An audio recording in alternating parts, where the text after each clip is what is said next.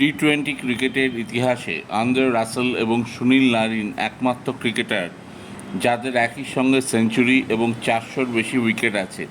পৃথিবীতে এরকম নজির নেই অন্য আর কোনো তৃতীয় ক্রিকেটারের।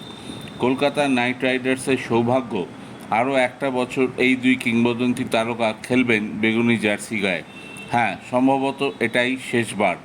দুজনেই জানিয়ে দিয়েছেন আইপিএলে কেকেআর ছাড়া অন্য কোনো দলে যাবেন না।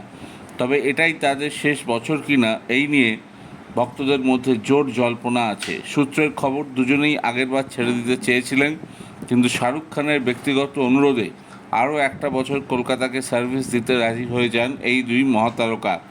নারিন আগেরবার দেখিয়ে দিয়েছিলেন বল ছাড়াও ব্যাট হাতে ওপেন করে তিনি কী তাণ্ডব দেখাতে পারেন।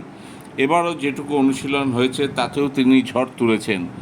আর আন্দ্রে রাসেলকে নিয়ে যত কম বলা যায় তত খারাপ। ইনফ্যাক্ট তাকে বর্ণনা করার কোনো এক্স্যাক্ট ওয়ার্ড নেই। 140 কিলোমিটার গতিতে যেমন বল করতে পারেন, তেমনই ব্যাট হাতে তাণ্ডব নৃত্য চালাতে পারেন। শেষ 5 ওভার ব্যাটিং করতে ভালোবাসেন। তবে এবার তাকে কত নম্বরে ব্যবহার করবে নাইট ম্যানেজমেন্ট সেটা সময় বলবে। যদিও বেশ কিছু ক্রিকেটার এবছর নতুন যোগ দিয়েছেন কেকেআর ক্যাম্পে, যেমন লভনীত সিসোদিয়া আছেন, স্পেন্সার জনসন আছেন, মার্কান্ডে আছেন, ডিকক আছেন।